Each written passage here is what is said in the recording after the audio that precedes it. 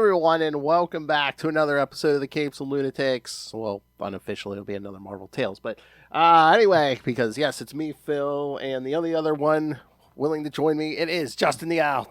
That's right. Talking about some secret war. That's right. So I guess Lil couldn't get drunk quick enough, which is a sentence I never thought I would say. Lil could not get drunk and quick enough. I couldn't hold it in any longer, Father.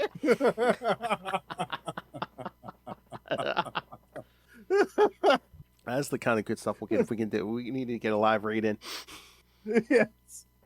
Did we ever decide on what issue that we were doing for that? I don't think. Like I said, we can make a list. We can do a couple of them if we want. Yeah, we were talking about a few, but I don't think we settled on one. Again, we have to do that Batman issue about Joker's boner. We have to. Oh God, we have to. Yeah, we should settle on one though before the end of the year. Yes, so we can get it done before Christmas. Oh, I wonder. I gotta reread that. I wonder. You know that one Lilith wants to do the Power Man and Iron Fist, the Sweet Christmas. Yes, I bet you there's some good dialogue in there. Oh yeah, we should do that one. Yeah, especially because it's holiday themed. Yeah. Yeah. Perfect. See, and that's on the app too, so we can all do it. We can all read it. All right. Before we start our Secret Wars coverage, did you know there's a comic creator no longer with us, but today was his birthday? Oh. Yeah. At one of the big ones. Yes. Today would have been the 97th, I think, birthday of Steve Ditko. Oh, no kidding! Really? Mm-hmm. Well, he only passed away a few years ago too. I was looking it up. I thought it was more recent, but it was 2018. It said. Yeah. He passed at 90, I think. Yeah. Yeah. But yeah, for those of you, I don't know, DC fans or something. Yeah. So who don't know? Yeah, Steve Ditko was the co-creator with Stan Lee of characters like Spider-Man and Doctor Strange. He's a legend. He had. Yeah, I always thought that he would make it to 100. Like I always thought that they'd find him like. In his living by himself in his apartment at like age 115 or something, still drawing, like, you know what I mean? Just spite keeping him alive as it will exactly, Hellfire. Yeah. Like it did for most of his life. Like I thought that for sure it was going to happen. Like he was going to be pushing 120 by the time he finally passed. I always feel like that would like piss me off where like, say you get to like 97, 98 or even 99 and then you like drop dead and I'm like, man, it's almost to 100. This is close to 100. Especially when you're like 99. Wasn't like Betty White like 99? I was like, Yes, exactly. Yeah. And I think George Burns, back in the day, I think he was 99. Yeah. Oh, that would take me off. Like you can't give me a few more months or days or whatever it is. Yeah. Time's just an illusion, and you remember that. Yeah, exactly. Remember that. Just an illusion. Tell that to the top of my head. Anyway, but yeah, I was like, I saw the Ditko's birthday. I was like, yeah, Spider-Man, Doctor Strange, and I was like, oh yeah, remember those Machine Man issues? They keep coming up. Machine Man last year, yes. Speedball. Yeah. The character kids. Yeah. It's important to make that distinction. I wouldn't mind going back and covering some of that weird old Machine Man stuff. Yeah. At some point in the future when we have a hole in the schedule. I think that's on the app. Oh man, we're gonna have to make like a Marvel Tales style list of stuff we want to cover. Yeah. Some weird Machine Man stuff, Dr. Druid and whatever. Yeah. Because so Machine Man, Azrael, that Superman stuff you and I were talking about the other day. Yes. Yeah. Oh yeah, that's cooking. A certain year of Superman, me and Justin are eager to cover. Yes. It was electrifying. Indeed. Become my latest fixation. Because again, people give that storyline such crap, but again, compare it to some of the stuff today, Yeah. Well, I had forgotten that Ron Frenz did the artwork. I was like, holy hell. At least on the Superman book, yeah. He was, I think, the regular writer on there for a while. Well, it looks like artist. Dan Jurgens did the script. Yeah. Ron Frenz did the art. Yeah. God, and Joe Rubenstein doing the inks. I was like, yeah, sign me up for that. Oh yeah. I don't care what Superman's wearing. I mean, if we would be wearing the gladiator outfit from my. Put him in that.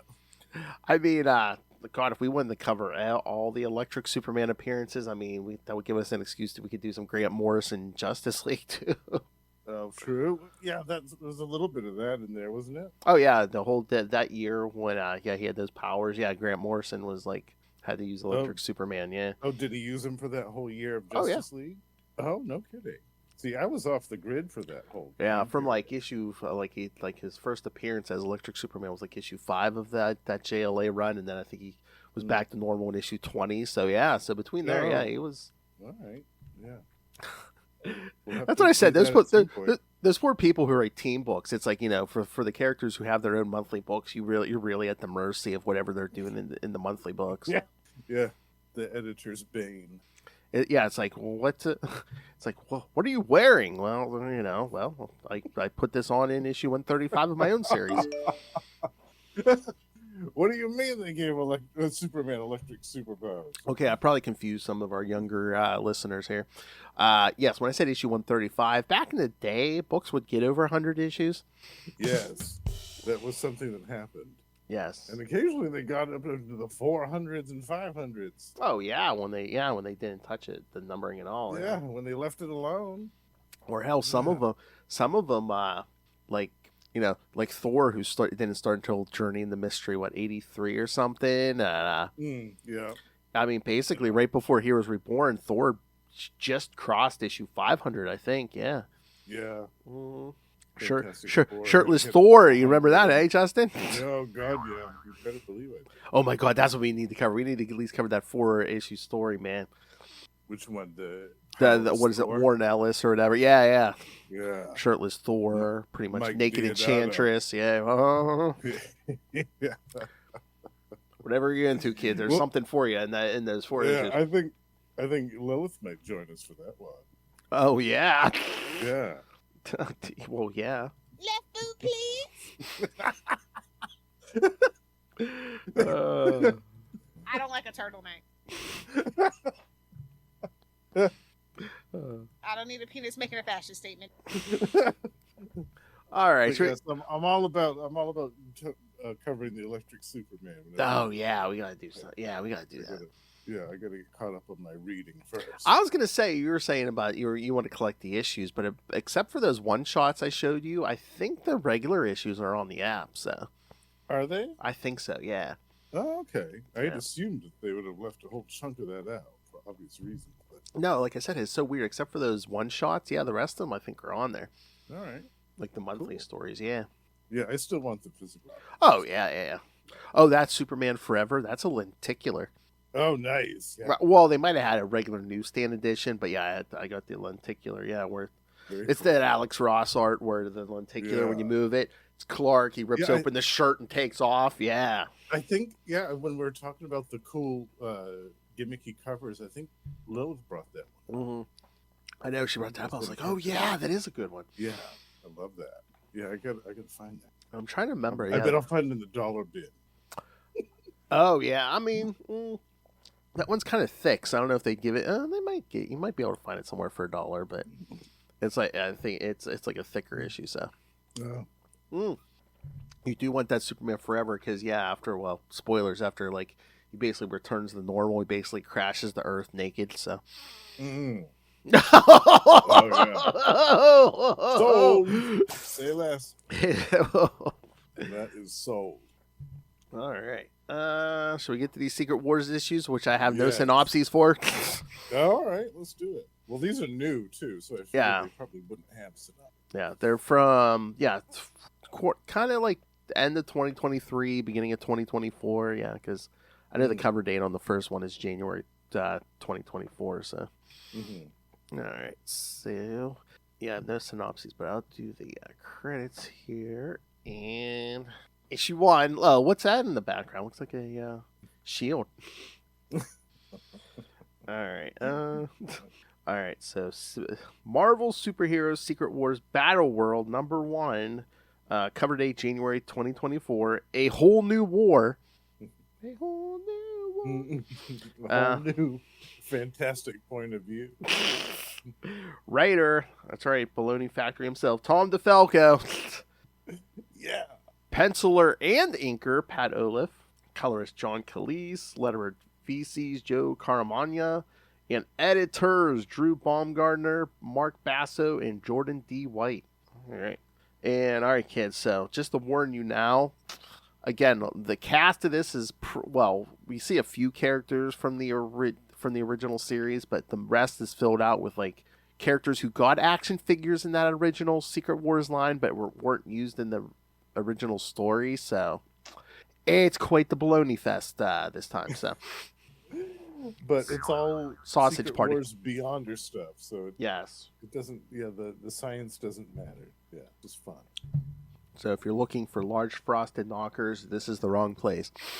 Yes, my knockers are fully frosted. Yeah, there's no titania or volcano in this. Don't let the cover fool you. Yeah, I see She-Hulk, Titania, Spider-Woman on the cover. Yep, no, they're not in this. Yeah. Oh, and that's the other funny thing, kids. Yes, this whole entire 4-issue miniseries takes place between panels 4 and 5 of page 36 of the original Secret Wars issue 12. Yes, which they point out in this first issue. Yes. They zero in on it. And it's hilarious because Peter was just going to look and find a snack. I know. And then he went through this whole thing just to get a snack. Then DeFalco just like jumps into it because you like first issue you jump in and Peter's getting attacked by looks like immediately almost looks like frost giants and giant wolves and yeah.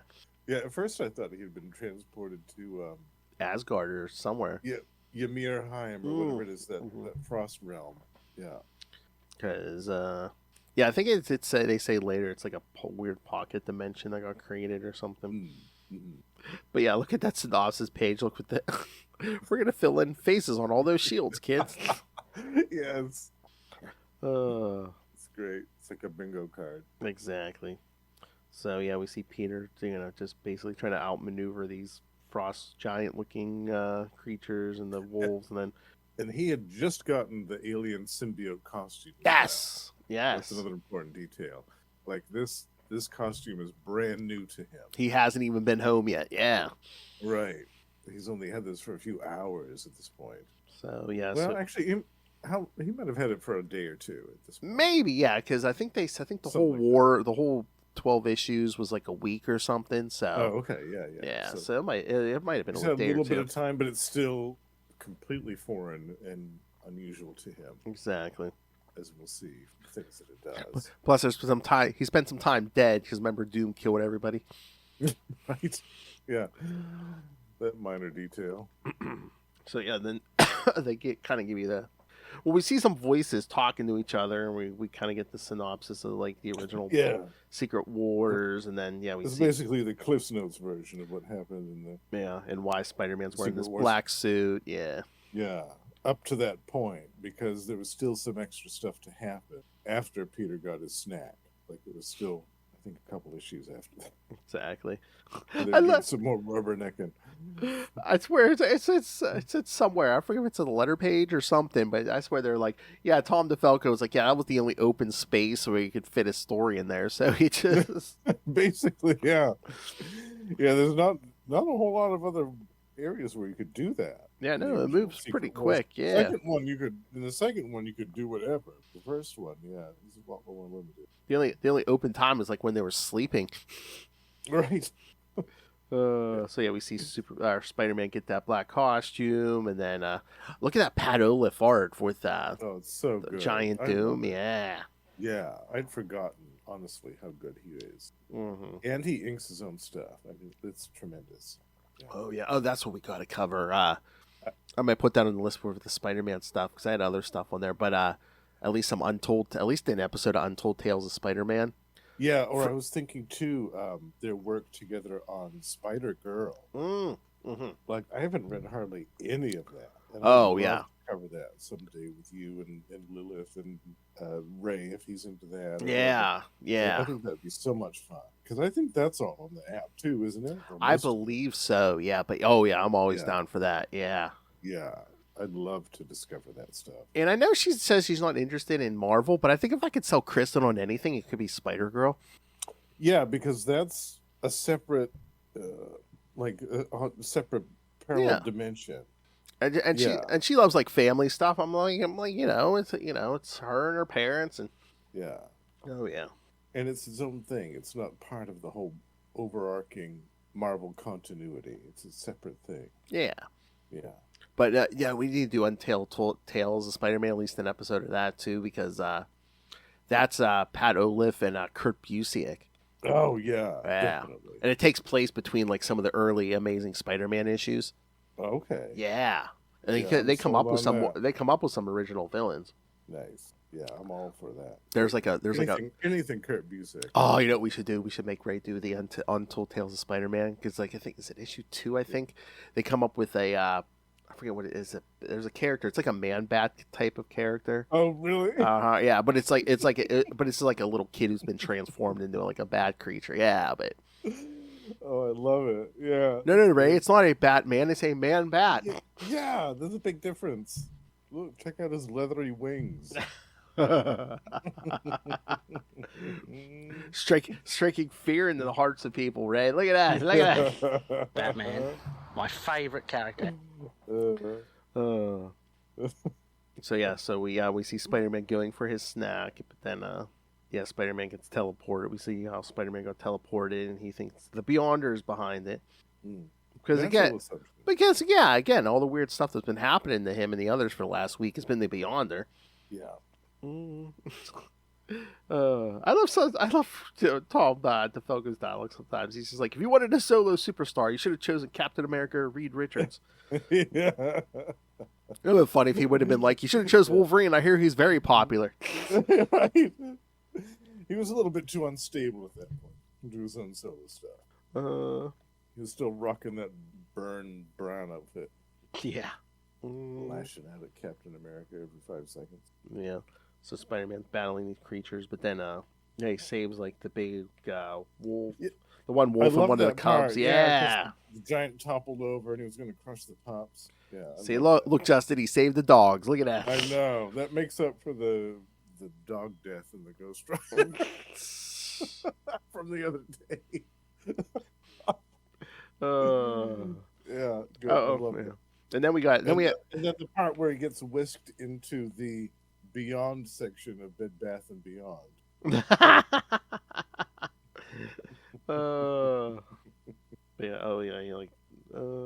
He dislocated his arm and to like pop it back. Yes, he used the webbing to do that. I swear DeFalco loves doing that to him. Yeah, he's put his arm in a sling multiple times. I can think of at least 2 other times there, other than this, yeah. Yeah. And then we get another guest star here. Oh, yep. Because, Spider-Man gets transported to another battlefield where like 2 armies are going at it. But then, first he mentions his name, but then, eventually, yes, Johnny Storm does show up. So, yep. Also from that original series. Yeah, that's a nice splash page there. I love it. Yeah, and the 2 of them defeat these armies of creatures together. And hold them off. I love Johnny. He's like, "What did you do?" And he's like, "Wait, it wasn't me. It was the Beyonder." I love Johnny. He's like, "What? Did you mess with some alien machine again? Like the one you got that black costume out of?" Yeah. And then their friendship is still as it should be. Like the vibe is still there from the classic Peter Johnny dynamic. You know what? I miss the days where Johnny didn't know his identity because there was one issue where they're like watching TV or something, and he sees Mary Jane, and Johnny's like, "Oh, that Mary Jane Watson!" And Spider-Man's like, "Hey, shut up!" Yes, I forget what issue that is, but I remember that. She's not an alien. Leave her alone.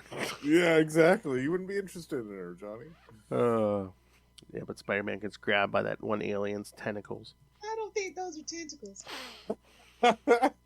They're like plant creatures. Oh, speaking of tentacles, a quick segue. I noticed some variant covers recently for the King in Black thing that's happening at Marvel, another big event, and they had a variant of Namor. Oh, with some octopus tentacles.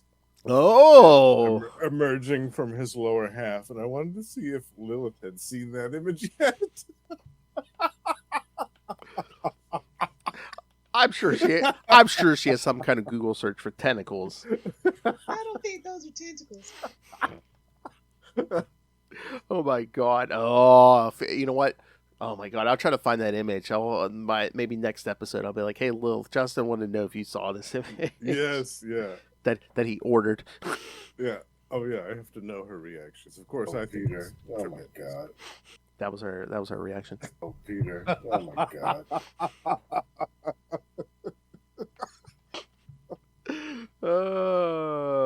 Look at that. Oh my god. I would have loved to have been there when the second you saw that. Look at that. Oh my god. That was some cover or something that I said that about. There's just something about like, and I don't care who the character is. It's like, doesn't it make your favorite character sexier when they're like covered in a symbiote, or they have like symbiote like flapping off them or something? Sometimes, yeah. Depends who the character is. Like, I don't think it would work for Betsy. You don't think? No. Maybe. I don't know. Sometimes boobs look good in that symbiote. Well, yeah, that's true. Namor definitely. Again, Proof those is symbiotes on never. the cover. Those symbiotes, I don't think make baggy clothes. Those are all skin tight. Oh my! As it should be. As it should be. That's right. Yeah. So yeah, Johnny helps free Spider-Man. I love when he like fries the tentacle with his flame, and like you see the symbiote kind of like recoil from Peter's shoulder, and he's like, "Was it my imagination? Or did your costume?" And he's like, Never mind. Then they're attacked by, or they're enveloped by a massive dust storm. "Yeah." Then they're like underground with these creatures. There's like a subterranean race of zombie creatures. They discover this massive city. Yeah, it looks like kind of abandoned. And that's when they're attacked by the Absorbing Man. Oh, he ain't happy because he was on his way back home with the other villains. Yeah. I know. I love it. Yeah. Like I love the only craft crusher. Out of all those villains that were on that thing. Oh my god! You know what would have been funny? If like it was the first time he was about to get with Titania, and they yanked him away. Yeah, in the middle of macking on Titania. Yeah. Can you imagine? Well, that explains why he's so pissed too. He's just about to get home. That wrecking ball's looking extra blue. This man is frustrated. Poor Crusher Creel. He does pretty good against the two of them by himself as well. Oh yeah, because I mean, again, Yeah. I mean he's a dangerous opponent. Again, Johnny shoots him with fire, he becomes fire. Right. And then he becomes rock after that. So it's almost better somebody like Spider-Man goes up against them because Yeah. But then things go from bad to worse for our two superheroes because we get a a villain. Hobgoblin appears. Yes. I'm Who was assuming. mistaken for dead. Yeah, we never really get an answer, but I'm assuming that's Roderick and not Ned Leeds. Yeah, that's what I thought too. Yeah. I was almost gonna say, hey, you want to see if Russell wants to join in on this? There's a Hobgoblin. I thought about asking him. Yeah. Our resident Hobgoblin expert, Russell. Oh man. Yeah. What does he call it? Any Hobgoblin comic? The greatest comic of all time. And I have to say that Hobgoblin is very well represented, both in the dialogue and the art. Oh yeah. Yeah. Well, again, DeFalco wrote a lot of that original Hobgoblin after Roger Stern left. DeFalco wrote a lot, probably most of that Hobgoblin stuff. Yeah. Nobody better to write Hobgoblin of this era. Yeah. I love this is when the two of them first meet, Absorbing Man and Hobgoblin. They get along better at this point than Spider-Man and Human Torch. They're just like, hey, want to get together and crush them? Yeah, let's do it. Yeah, why not? Yeah. And then we see the disembodied voices again, and we're talking about the defective one. Mm-hmm. Yeah, and also raising the stakes on this particular conflict. The fate of his entire race will be determined here. Yeah. And talking about if he fails, we will reach through time, space, and the multiverse to effect complete erasure. It will be as if he and his whole species never existed. Uh-oh. As they zoom in on like Spider-Man's head. Yeah. Absolutely. That's great cliffhanger ending there. Mm-hmm. I love the next issue cover. They have it in one of those villain shields. Yeah. It's so good. They knew what they were doing with these image placements. They were very strategic. Oh, wait till our next Secret Wars episode. We'll do Deadpool Secret Wars. Oh man, they really steer into the skin of the shield joke. Oh yeah. Oh yeah, I forgot that one was next. Oh yeah, that's another one I haven't read. Oh yeah, it's good because again, it's pretty much the original story. Just we've inserted Deadpool into it. No, it's good. No, me and Lilith covered that a couple of years ago. Yeah, when we had fun with that. Nice. And then we'll get to Secret Wars too. Yeah. So there was only this and that story for the in between stuff. As far as I know. Okay. For some reason, I thought there were more, but I guess.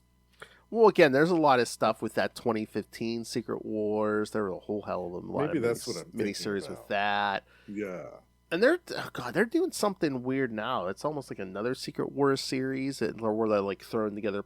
It's probably what the movie's going to be like, where they're throwing together different characters from different eras. I read the first issue. Oh. Yeah, because there was like a Spider-Man in there who just from like the beginning of his career. There's like an old Hank Pym. There's a Janet Van Dyne in there. Oh God, I think was it an old Luke Cage? There was like a version of Luke Cage. Yeah, they're just throwing characters around from different eras. Which I wonder. Again, I think they're probably gonna do that in the movie, and then we're gonna reboot with all young characters. Yeah, getting some hype up for that. Teen X-Men. All right, so ready for issue 2? Yes, number 2. All right, so cover. We had some variant covers for these too, didn't we? Oh yeah, it's 2023. I think we're doing variant covers for everything. Yeah, they probably had like 5 or 6 for each one. Especially. I wonder, did they do a collection of this? Trade paperback. Let's see. I would assume because just at this point, aren't we collecting everything? That's what I thought, but you never know. Yeah. Let's see. We got. Oh yeah, for issue 1, yeah, we had like 10 variant or 10 covers total. Yeah. I should have known better than to ask. Well, of course, the one variant's an action figure cover and. Oh yeah. Oh, all of these must have a Saturday morning connecting variants. Oh yes, there is a trade paperback. Yeah, it was released in May of last year. I was gonna say, yeah. At this point, I'm wondering if that trade paperback has some of the variant covers collected in the back. Again, we've had this conversation before. Marvel Tales. Yeah, I don't know why they wouldn't do that with any trade paperback. Yeah, they don't do that though. Yeah, they'll do they won't reprint all of them, or they'll reprint like 3 on a page, and you can barely see what's going on in the image. I just wonder if they think it's too much trouble, or I wonder if it's just a thing with like getting like permission for like from every artist or whatever. Maybe, but it used to be that like 10 or 15 years ago, they would collect all the covers in the back.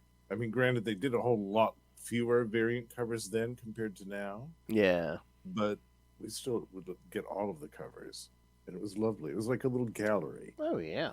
Yeah, it was great. We need to get back to that. Exactly. All right, so issue 2 kind of spoils the villain side of who we're getting. Yeah, we're getting a whole new roster of villains here. Because we can see Baron Zemo, Constrictor, and Electro.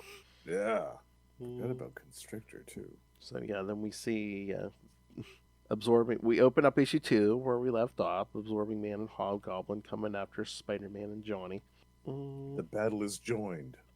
I love Hobgoblin. Who is this Beyonder? And what is this about a prize? And Absorbing Man's like, I'll explain later. Let's concentrate on squashing the squirt. They do well too. They basically defeat the heroes and force them into hiding. I love when Spider-Man grabs the top of Absorbing Man's head with, it just like flips him through the wall. Yeah. After he kicks Hobgoblin in the face. All while one arm's in a sling. Yeah. This is what I miss, man, when Spider-Man kicks him in the butt. Yeah. And it's so nice seeing him in that black costume again. Oh, yeah. Like I had forgotten what a serotonin boost that is, just to see him in that costume. They should do what they did in the 80s. Just go back and forth, have him in a red and blue suit, and then, I agree completely. or even just like split the difference, like back from like Eric Larson's run. Instead of red and blue, make the suit red and black. Mm-hmm. I thought that looked pretty good. Yeah, I like that too. And I don't know if that was like one of Ditko, speaking of Ditko, one of Ditko's original ideas, but I just don't think the coloring process was so good back then where it was going to stand out. Yeah. But I think it looks good. Oh, yeah. So then Spider-Man and Johnny are dealing with zombies. Yeah, the Subterraneans are back. Yep. But then we see... electrical bolt. Oh, yeah. Fries the earth beneath them. Uh-oh. So who's that? But before we get there, yes, we see Absorbing Man and Hobgoblin meet Baron Zemo and the Constrictor. Yes. And this, I guess, is... at first I was like, well, wait a minute. Didn't they know each other before? But no, this is before Baron Zemo assembles his Masters of Evil to ransack Avengers Mansion in the Under Siege storyline by Roger Stern. Yeah. So this, I guess, was their first meeting, but it's not going to matter because none of them remember anything. Oh my god! There's another one we should do one day with Will of all people. The Siege of Avengers Mansion. Yeah. Yes. Maybe get Ray in on that. Yeah. We'd have to do that in a couple of parts though, because that's a long story. Is it? Yeah. Okay. Yeah. Probably at least two. Yeah. I think at least two. Yeah. There's a lot to cover there. But yeah, I love when Zemo's just like, can either of you explain our presence or purpose here? And Sword Man's like, this could take a while. Yeah. And then he wants to know if you what I understand, I guess. He wants to know if anyone else is there. And Constrictor's like, yeah, one more. He grabbed the high-tech gizmo and went joyriding. He calls himself, and yes, we see it's Electro who threw the electrical bolt at Spider-Man. Yeah, he couldn't resist. He had to go after Spider-Man right away. Boy, you know what? That's with the original series. I was surprised we didn't get more vehicles like this just so they could sell more toys. I know. That seems like an easy sell, right? Mm-hmm. Yeah. But this flying thing that the Electro's piloting, I guess he can channel his energy in different ways, including a force field. It's kind of like Claw. How Claw can create constructs out of sound. Now Electro can do that. Electricity. It's cool. And then I love the villains. It's just Hobgoblin. I don't need an extra incentive to kill Spider-Man, but that story's pretty preposterous. And then Absorbing Man just sitting there eating what looks like grapes. Oh, and then we get I guess these the beings are scanning the villains, and that's kind of what we get the shield there. Oh yeah. And then we get back to Spider-Man and Johnny battling Electro. But yeah, Spider-Man lost his sling, and then all of a sudden his costume creates a sling. Mm-hmm. Magic. I would love to count every instance from Secret Wars until Amazing 258, even including any stories like this, like retroactive stories where Spider-Man or someone says, boy, Reed Richards should really examine this costume. You could make your own bingo card out of that. I swear, every issue of Amazing Spider-Man leading up to, you mean it's alive? I mean, at least once an issue, it was just like, boy, Reed Richards, I said he would examine this. I should really get over there. There's something unusual about this costume, ...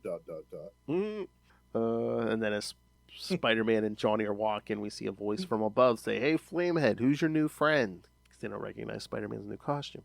Yeah. But then Electro gets back to the other villains. Oh, God. And then I swear Zemo being kind of Doctor Doom-esque in this series, trying to build weapons. And he's like, our first priority is to communicate with this so-called Beyonder. Yeah, he's calling the shots here. He's taking over. And then, the disembodied voices are saying, we cannot allow these creatures to disrupt our experiment. But then we see on the hero's side, yes, Spider-Man and Johnny have met up with Falcon, Daredevil, and Iceman. Yes. Surprising little team here. I know. You know what? Nothing against him, but I was surprised that they gave Falcon a figure. I'm just like, okay, good for them, but I didn't think, Yeah, I'd forgotten about him, Constrictor, and Daredevil. Yeah. I had forgotten all of them action figures back in the day. Some of them I never even knew or saw, like Hobgoblin, Iceman. I didn't know they got like figures till recently. I think Russell has that Hobgoblin figure. Oh, that does not surprise me at all. Yeah. Does he come with a glider or anything or no? I Probably think not. so. Oh, does he? Okay. Well, I think that's all he comes with. Oh, probably one of those shields though too. Something like that. Yeah. We'll have to ask him. I love when Falcon's like, well, why did he grab us when he already has like Captain America and Thor? I love Iceman's like, are you implying we're second stringers, Falcon? And Falcon goes, seriously, Iceman, compared to the Fantastic Four, the Avengers, and the X-Men? Right, yeah. Yeah. I love Iceman. You do know I was one of the original X-Men, right? Yeah, I was happy. I'm always happy to see Human Torch and Iceman teamed up. Oh, yeah. That's always a cool dynamic. Yeah. I mean, I think that was supposed to be the original Amazing Friends was Spider-Man, Iceman, and Human Torch, but then there was a rights thing or something, and they're like, someone was like, why don't we throw a girl in here? Yeah. Yeah. Firestar. And I love Daredevil examining that. First, he was going to help Spider-Man with that arm, and he's like, your costume feels odd. You think? I'm like, oh, God, I wonder what those hypersensors are telling about that costume. I love Spider-Man. You never told me what you think of the new look. It's interesting. But then the villains are, I guess, in one of those constructs, and they get flung off the planet. And disembodied voices pretend to be the original Beyonder and tell them, you must slay your enemies, or... But then the villains do come to attack the heroes, so got a little 5-on-5 fight here. Yeah. I mean, this is there's some battles here I don't think we've ever seen, like Falcon and Hobgoblin. Yeah. And Daredevil versus Constrictor. Yeah. Electro and Iceman. Yeah. It was really cool. Yeah, I wasn't expecting. But yeah, Spider-Man says the Absorbing Man, he's like, you seem more angrier, deadlier, and vicious than you usually do. But yes, these disembodied voices, they're pretending to be the Beyonder, and they've basically told the villains, if you fail, all of humanity dies. So What's that for some stakes? Yeah, so actually Creel and the others think they're actually saving humanity. Yeah. And then, of course, the cliffhanger, kind of like last time, and it's like, of course, should they fail to achieve the desired results, we may have to resort to more drastic measures against our primary test subject.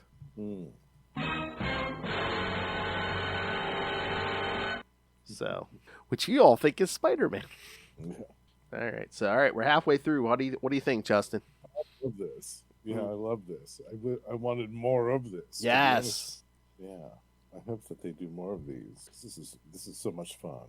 Yeah, I think this was kind of for last year because it was the 40th anniversary of the original story. Yes. Yeah. That makes total sense. So where's all our stuff for Secret Wars 2 this year? You know all about that. They don't give Secret Wars 2 the love that they give the first one. I know. Why don't they celebrate the greatest crossover story ever? Secret Wars 2! Oh, yes. Oh, God. Oh, the puppet's going to be, I swear, at every episode for Secret Wars 2. Oh, it has to be. Yeah, Secret Wars 2, the greatest drama ever! Al Milgram's greatest work. The Beyonder goes to the bathroom. The Thing beats the tar out of every supervillain. Oh, God, and the whole death thing where we had to recreate death and stuff. Oh, Charlie was all over that. Yeah. They portray her like a woman, but they had to kill a man to bring back. Oh, God. Shut up. It's going to be such a wild ride. I know. Oh, my God. Circuit Breaker. Yeah. His Marvel had to nail down her rights. Yeah. Oh man. And you know what else is going to make an appearance at least one episode of Secret Wars 2, right? Teach me how to urinate. Oh, at least once. No, I invented that, you dick. All right. Ready for number 3? Yes. But yeah, and again, I'm the Falco is limited by the action figure line. But again, the thing that would make this better is if we had some women in here. I know. But they didn't do the women figures back then at all. God forbid a young boy's hand slipped over some fake boobies. Oh yeah. Yeah. Well, look at the original Masters of the Universe toys. Like there was just Tila. They did do Evil Lyn after a while. Evil Lyn, which is basically a repainted Tila. Right, but just one for each, and then the rest were all males. It was like, wow, whatever. Talking about your sausage fest. Yeah. But then they eventually got it right with She-Ra and all that stuff. Oh yeah. They're like, wait a minute, girls will buy this stuff too. Yeah. All right, let's make some money. See, we could be equal opportunity. We need to milk the boys and the girls. Shut up, Lilith.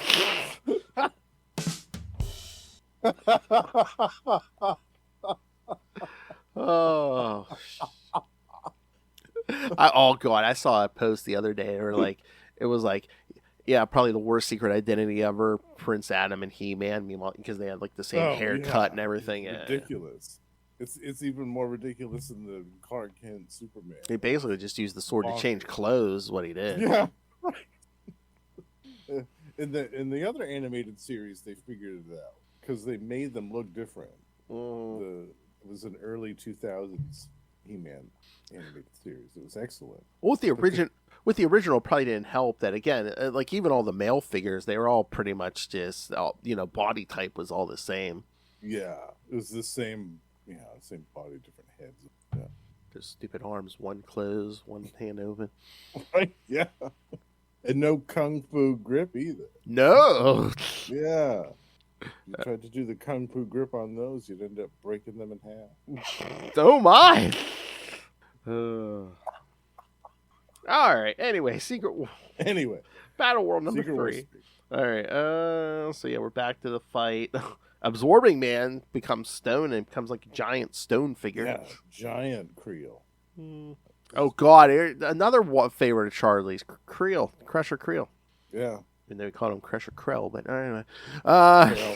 And this part too with Hobgoblin and Falcon, I love this because, and leave it to the great Tom DeFalco to use this weapon from Hobgoblin's arsenal, which never gets used, by the way. Yeah, no, the ghost grenade. The ghost grenade, like I love that. I was like, oh wow, the ghost grenade. Basically puts it completely envelops the Falcon. Oh yeah, and the only way, Spider-Man has to like basically put him in the way of Creel's giant rock fist, and Creel frees him. Smashes through it. Yeah, so cool. And meanwhile, Electro's going nuts with his newfound powers, putting the boots to Iceman. It's basically I've never felt so powerful, so invincible. He hold on. We're not gonna mince words, are we? He's wearing that thing on his head that, like, I guess focuses his electrical powers. Yeah. And then Zemo's and then like another vehicle shooting at a Human Torch. Yeah, and he actually gets him with a grenade made out of Adhesive X. Adhesive X substitute. Exactly. Yeah.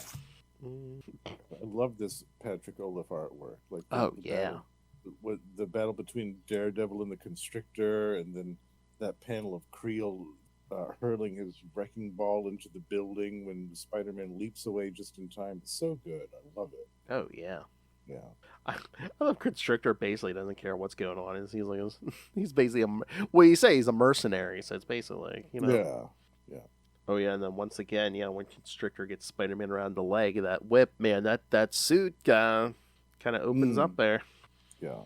And the disembodied voice says, "This experiment may be reaching a climax. Our primary test subject appears unwilling or unable to defend itself." What is this, Saturday night at Little's house?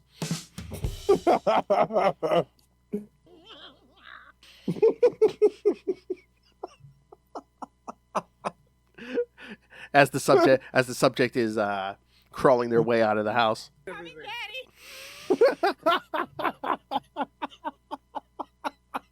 Touch it, eat it.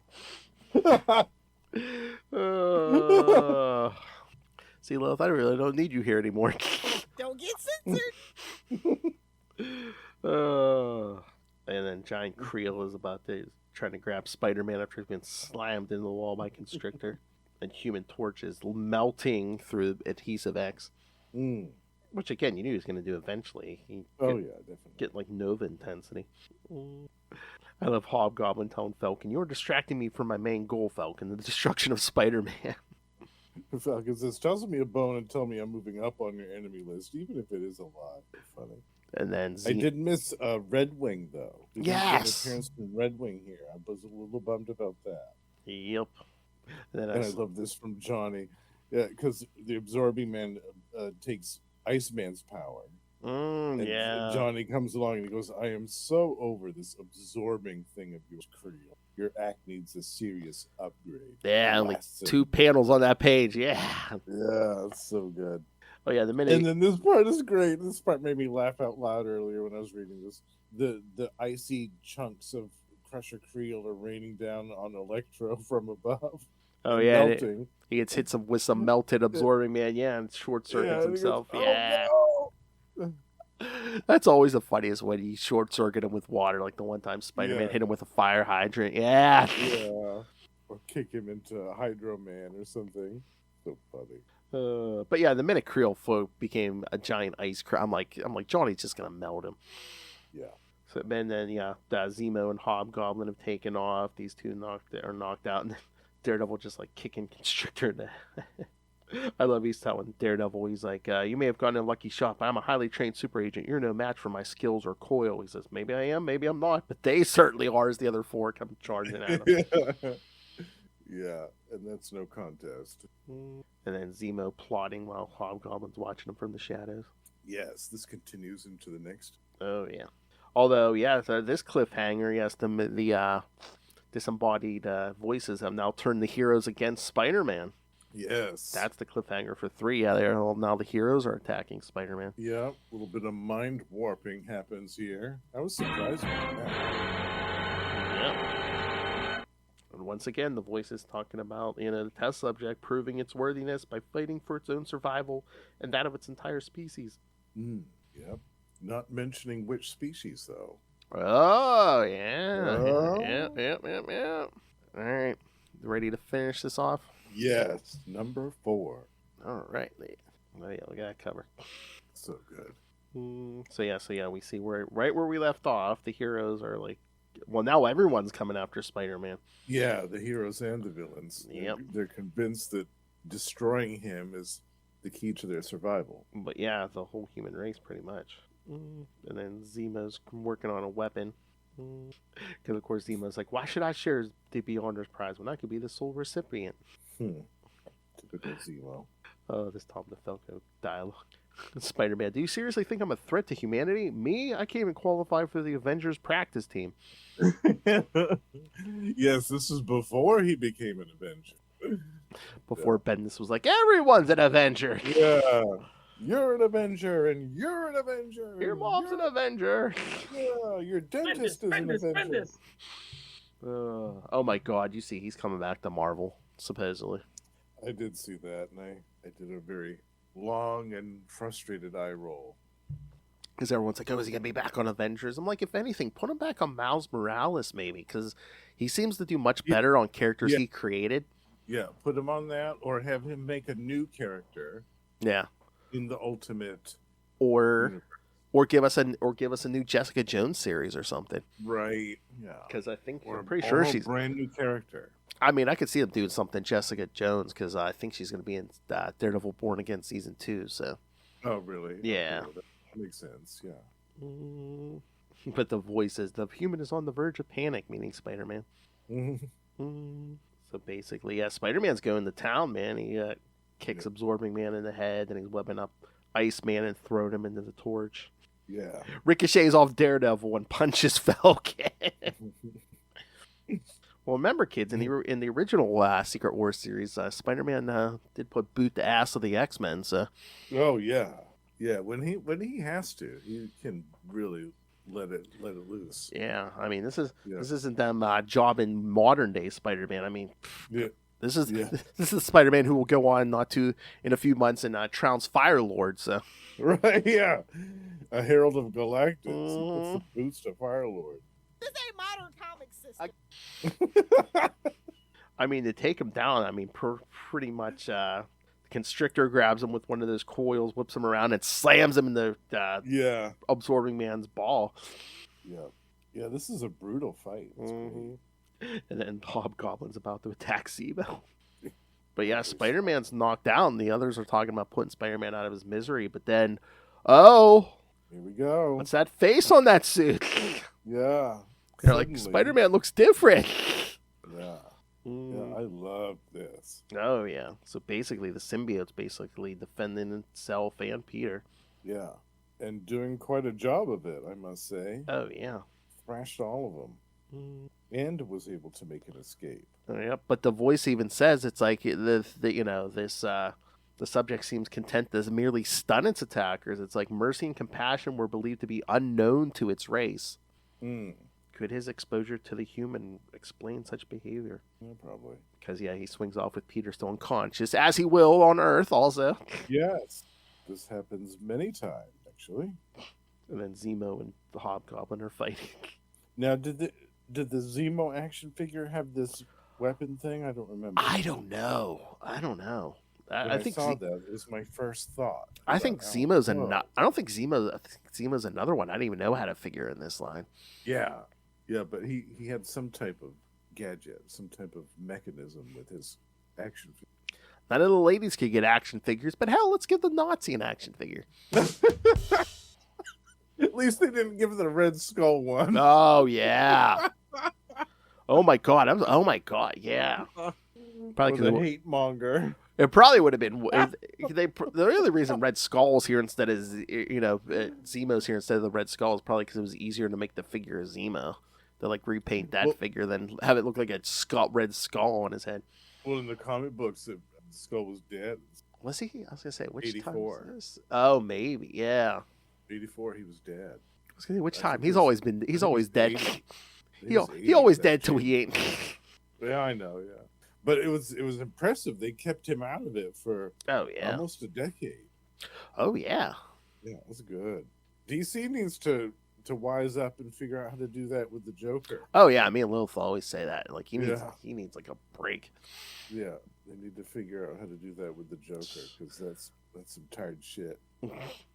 So then, yeah, Zemo and Hobgoblin are fighting, and then the symbiote leads the zombies in here.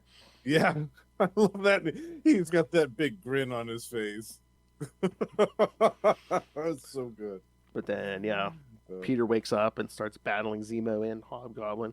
This made me wonder, Phil. I was like, "What? I wonder what would have happened if Peter hadn't woken up." Oh yeah, and that symbiote had just kept coming with that sinister grin on his face and this army of zombies behind. Lots of brains on the menu.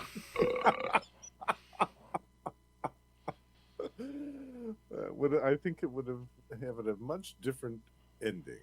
So basically, yeah, then all the heroes and villains show up too, and everyone starts fighting, and Spider-Man basically shoots the free-for-all. Spider-Man shoots the device Zemo was working on and basically freezes everybody, and then he hears the voice, "I am from beyond, you must slay your enemies." And Spider-Man's like, "No, that's not going to happen. If you wanted to kill her, you should have recruited someone else." It basically just like rips the device apart, and he's like, "You need a blood sacrifice, take me, kill me." Yeah.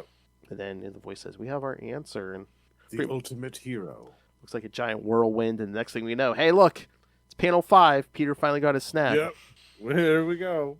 Last page. So, and then the voice says, yeah, they returned everyone to their original point of origin, and they've wiped everyone's memory, so... Yeah. So, like, Johnny doesn't remember, what this suit did. Right. So it comes as a surprise when he knows it's alive. Baron Zemo and Absorbing Man don't remember meeting each other. I'm assuming Absorbing Man's back on Denver. Yeah. Making out with Titania again. Yeah. Yeah. Let's pick up where we left off. Yeah. And of course, it's one of those endings where the voices are just like, yeah, we're old as time, we can take our time deciding what to do with humanity or the symbiotes or whatever. Yeah. Yeah. All right, Justin. As they're twiddling their fingers menacingly going, exit. Exactly. All right, so what did you think first time through? What did you think of the twist of that ending? It's not Spider-Man they were testing; it was the symbiote. I loved that. I wasn't expecting that at all. That was great. And just the fact that we get that sinister grin Oh, towards the yeah. end on his face. It's like, oh, that's so good. And leave it to Tom DeFalco to come up with a twist like that. Yeah, I wasn't anticipating that. I wasn't expecting the twist at the end of the previous issue when the heroes suddenly became kind of mind controlled or influenced by the beings to attack Spider-Man all of a sudden. I didn't see that coming. It was great. Yeah, this could have just been like a mindless free-for-all, but it wasn't. It was fun. There was a lot of interesting twists and turns of the story, and yeah, it was neat to see these characters facing each other, like the Constrictor and Daredevil, like we mentioned, and Hobgoblin and Falcon, and seeing Electro's powers suddenly get an upgrade all of a sudden. That was cool too. Yeah, it was really neat, and also the artwork, so good. Oh yeah, Paddle. I can't say enough good things about that. Oh, yeah. This is great.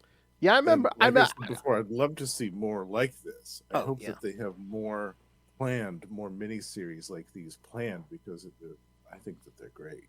Well, yeah, they should do stuff like that where it's like, I mean, they've done a bunch of those miniseries set in the 90s. It's like, get Tom DeFalco and some of these other guys and do some of the ones set in the 80s and stuff. Yes, absolutely. Get Alex Saviuk.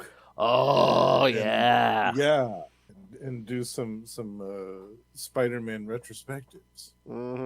Oh, yeah. They would sell extremely well. Oh, yeah. I mean, as much as they may be trying to get rid of some of us older fans, I mean, I think we're keeping them alive. Well, they know that we'll spend our money until we have money. When it's worth it to us. All right. So you give this a high score? Absolutely. Oh, yeah. 2 thumbs way up. Yeah, what did you think of this? Oh, I loved it. I mean, I read it as it's coming out, because at first I was like, do I want to read this? And I was like, it's Spider-Man and stuff. But I was like, and it's Tom DeFalco. I'm like, I'm checking this out. Pat Olaf art, Yeah, definitely. Oh, I love Pat Olaf Spider-Man stuff. Yeah. Honestly, I'd forgotten how good he was, because my introduction to him was back in the New Warriors. Oh.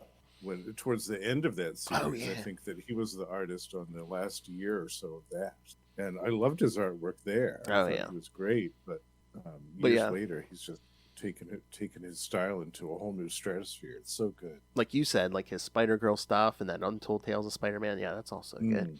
Nice. Yeah, we gotta cover that. Oh yeah.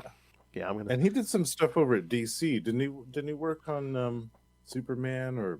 I'm trying to remember. He might have done. Yeah, he's Supergirl or that does sound familiar, but yeah. This one he was over at DC. That might be another. That might be an interview to get someday. Yeah, definitely. Yeah, and we got to talk to Tom DeFalco again. Yes. That one interview. We yeah. had so many questions. I'm sure that we could ask him a ton more. The best would be if we could get at the same time DeFalco and Ron Friends. Oh, yeah, absolutely. The dream team. Yeah. Oh, yeah. All right. So, our next Secret Wars episode in December will be Deadpool's Secret Wars. So that means 2026, we're going to start with Secret Wars 2 in January. the first episode of the year. At least the first Secret Wars. Yeah. Yeah, all right.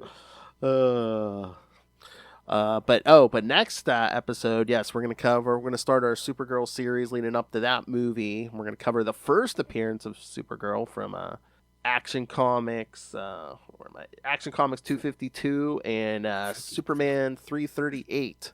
Which were from the 50s? Oh God, at least that first one. Yeah, I might. I'm not the biggest Supergirl fan, but I might join you guys for that, just for some of that. I mean, they're so funny. They're both kind of like Superman stories with Supergirl in it. So. Yeah, but I bet it's hilarious. Oh yeah. Dialogue and stuff. Yeah. Yeah. And then after that, Will Allred should return. We'll talk a little current Green Lantern, but we'll cover the first 4 issues of Far Sector. The introduction of one of the more current Green Lanterns, Joe Mullen. By what is that? A science fiction writer. Her name isn't it N.K. Jemisin. Yes. Yeah. And then for this Al's birthday, the episode after that, we're going to do a 3-issue Detective Comics run, 784 through 786, guest starring the Golden Age Green Lantern, Alan Scott. Yeah, which I haven't read. Another one I haven't read that I'm excited about. Yeah, I think it's know about the story. Early to mid 2000s. So yeah. Was that when he was going by Sentinel still? He might have gone back to. He might have gone back. I'm not sure. Okay. I'm trying to remember. Because again, even when he's old, a lot of times they don't even draw him as looking at him. You never know. I know. That's funny. All right, kids. So send us your thoughts for all that, for all the Secret Wars stuff, the other upcoming episodes. Send us your thoughts on what you thought of this story. Yes. The Tom DeFeo. And again, it's on Marvel Unlimited, so you can pick it up. You can probably find floppies or the collection somewhere, because again, it's not that old. Paperback. Yeah. I might hunt that down, because I'd like to have this in a physical form, and I'm curious now to see if the variant covers are printed in the back of it. Yes. All right, kids. So send us your thoughts. Email us, capesandlunatics@gmail.com, or call the voicemail, 614-382-2737. That's 614-38-CAPES. And remember, you can find us on all social media, now including Reddit and TikTok, which seems to love us, TikTok. Again, support us by buying merch at TeePublic and Spring. I think as we're recording this, I don't know if it's going to be over today or something, but I mean, TeePublic has sales all the time, so I think there's a sale going on right now. Again, Lilith Hellfire's favorite method, just rain random money on us through the Cash App link. We need the money. Gimme. Of course, all the pretty girls just like, why don't they just give us money? And, of course, the Patreon, where, again, you get exclusive uncensored content every month. Justin, Lilith, and I talk some horror in October. As of this recording, we haven't done November's episode yet, so if you have suggestions, again, our Patreon subscribers get to suggest topics they want us to hear us talk about. So subscribe now and tell us what to do. So yes, join me in the Patreon elite. Exactly. Get in there. Again, it's exclusive only to our subscribers. It's uncensored, and it's always Fucking crazy. all right. And, of course, again, catch Justin the Owl. If you want more Justin the Owl, everyone does. Catch him on the Lost Library of Legends. Yes. Although I've been under the weather. I missed the Halloween episode as a result of that, unfortunately. And so, also because of that, my Lost Library of Legends Halloween episode will be a little bit late this year, but it'll eventually be coming out. But it'll be good. Worth the wait. Quality is worth the wait. That's right.